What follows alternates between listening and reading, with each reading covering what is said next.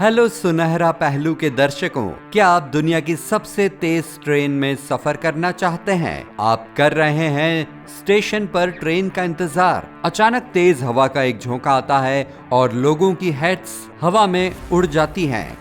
ये तेज हवा का झोंका दुनिया की सबसे तेज ट्रेन की वजह से आया था, जो अभी अभी आपके स्टेशन से 603 किलोमीटर प्रति घंटे की रफ्तार से निकली है, और वो भी बिना किसी आवाज के। क्या है ये जादू?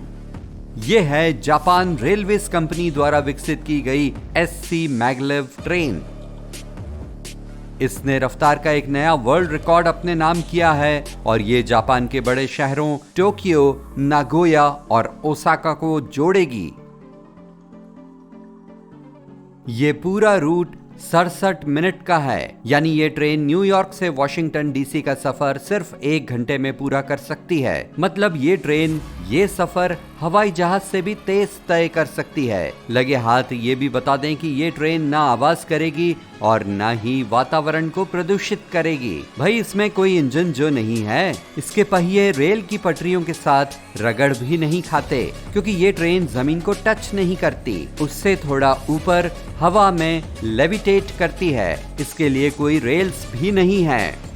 क्या आप जानना चाहेंगे कि ये कैसे काम करती है? आइए आपको बताते हैं। चलिए ट्रेन के अंदर झांक कर देखें। ये ट्रेन चलने के लिए सिर्फ मैग्नेट्स का इस्तेमाल करती है, या यूं कहें सुपर कंडक्टिंग मैग्नेट्स। ये ओवल्स हमारे सुपर मैग्नेट्स हैं, तो इनमें इतना खास क्या है?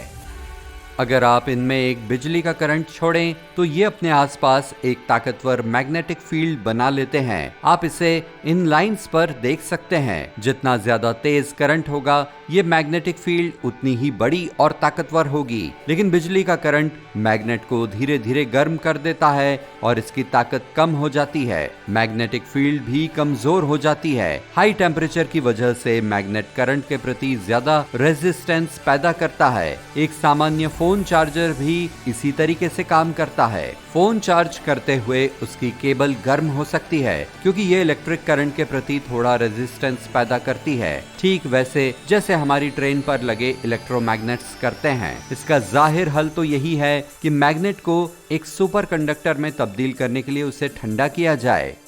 हम ऐसा कर सकते हैं। इसे -264 डिग्री सेल्सियस के तापमान तक ठंडा करके। ये लगभग आउटर स्पेस जितना टेम्परेचर है। इस टेम्परेचर पर मैग्नेट मटेरियल इलेक्ट्रिक करंट को रेजिस्ट करना बिल्कुल बंद कर देता है। इसीलिए इसे एक सुपर कंडक्टर कहा जाता है। इसका मुख्य फायदा ये है कि हमें मैग्नेट को लगातार बिजली की सप्लाई नहीं करनी पड़ती। हमें एक बार ही मैग्नेट को चार्ज करने की जरूरत है, फिर करंट इसके अंदर असीमित तरीके से घूमने लगता है और मैग्नेटिक फील्ड मजबूत हो जाती है। तो हम इस सुपर लो टेम्परेचर पर पहुंचेंगे कैसे? इलेक्ट्रोमैग्नेट को ठंडा करने के लिए हमें चाहिए एक लिक्विड हीलियम टैंक। ये ठंडा सब्सटेंस मैग्नेट के इर्द गिर्द एक केस में सर्कुलेट करता है और इसे ठंडा करता है। हीलियम अपने नेचर के मुताबिक एवापोरेट होता है और एक तरह के रेफ्रिजरेटर में जाता है। वहां इसे फिर से ठंडा किया जाता है और इसे उसकी ओरिजिनल कंडीशन में कंप्रेस किया जाता है। साइकिल के आखिर में लिक्विड हीलियम वापस टैंक में चला जाता है।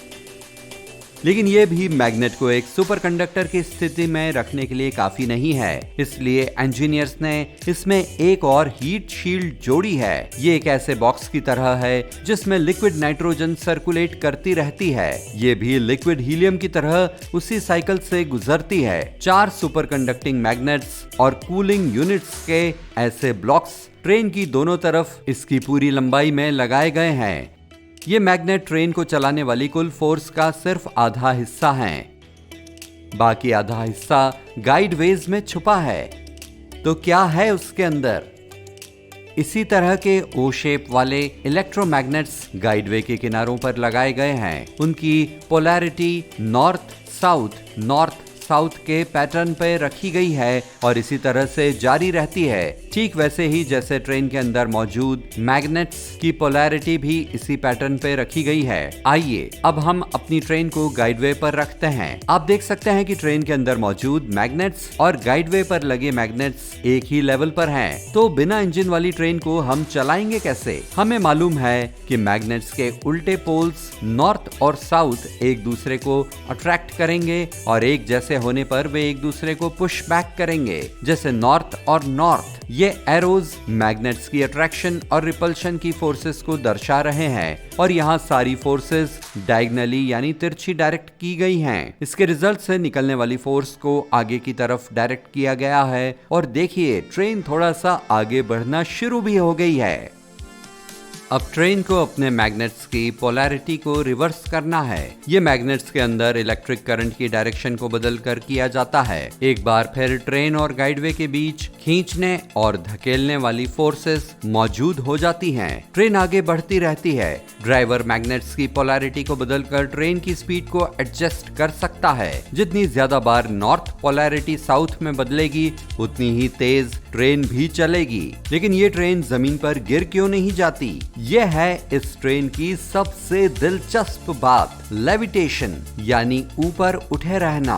कई लोगों को लगता है कि ट्रेन जमीन को इसलिए नहीं छूती क्योंकि इसका निचला हिस्सा एक विशाल मैग्नेट का बना है। साथ ही गाइडवे भी उसी पोलैरिटी वाला एक बड़ा सा मैग्नेट है।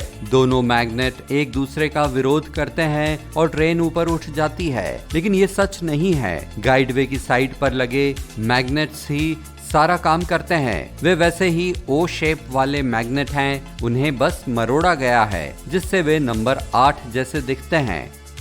कल्पना कीजिए कि ट्रेन की दोनों साइड पर लगे मैग्नेट्स का जोड़ा एक ही बड़ा सा मैग्नेट है। नॉर्थ बाईं तरफ है और साउथ दाईं तरफ है। जब ट्रेन चलती है तो ये 8 की शेप वाले मैग्नेट के ठीक बीचों बीच हैंग करती है, लेकिन ग्रेविटी ट्रेन को नीचे खींचती है। इसके बाद ट्रेन की मैग्नेटिक फील्ड इस 8 के शेप वाली कॉइल को चार्ज करती है। अब इसके अंदर एक इलेक्ट्रिक करंट भी दौड़ रहा है, जिसका नतीजा ये है कि मैग्नेट के ऊपरी लूप में साउथ चार्ज जाता है और निचले लूप में नॉर्थ चार्ज जाता है। मैग्नेट्स एक दूसरे से इंटरेक्ट करते हैं और इसके चलते पैदा होने वाली फोर्स ऊपर की दिशा में जाती है। इससे ट्रेन ऊपर उठ जाती है। ये तब भी होता है जब ट्रेन नीचे जाती है। 8 की शेप वाले मैग्नेट्स ऐसे चार्ज होते हैं जिससे ऊपरी लूप में नॉर्थ चार्ज हो और निचले में साउथ चार्ज हो। इससे पैदा होने वाली फोर्स की डायरेक्शन नीचे की ओर होती है और ट्रेन नीचे हो जाती है।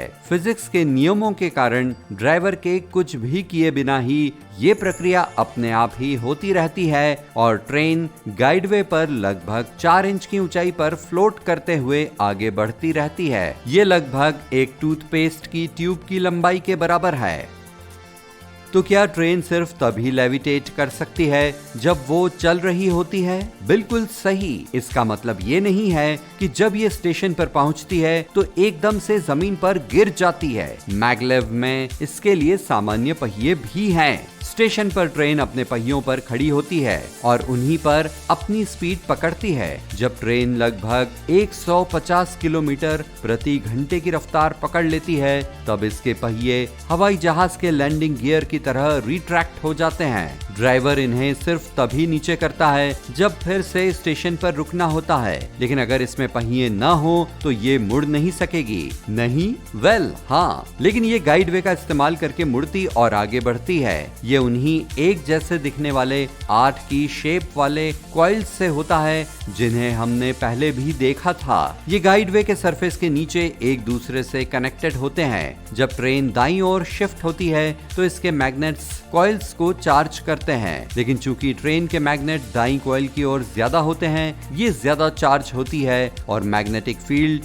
वहां ज्यादा मजबूत होती है। ये एक ऐसी फोर्स पैदा करती है जो ट्रेन को गाइडवे के सेंटर में वापस धकेलती है। ये तब भी होता है जब ट्रेन बाईं तरफ मूव करती है। कॉइल चार्ज होती है और मैग्नेटिक फील्ड ट्रेन को सेंटर में धकेलती है।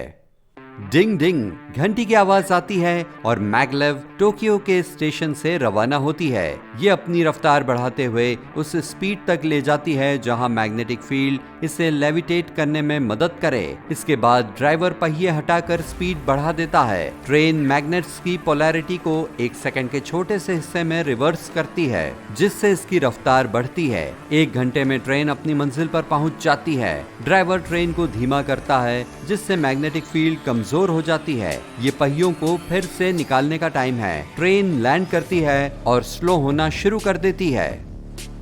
इस तरह की एडवांस टेक्नोलॉजी में काफी सारी प्रॉब्लम्स भी होती होंगी, नहीं? वेल, हाँ। पहली है साइज। मैगलेव काफी छोटी है और बहुत कम पैसेंजर्स को ले जा सकती है। साथ ही सामान्य पटरियां चंद सेकंड में ट्रेन के लिए डायरेक्शन बदल सकती हैं, लेकिन मैगलेव के लिए एक गाइडवे की डायरेक्शन को बदलने में बहुत महंगी और काफी स्लो टेक्नोलॉजी लगेगी।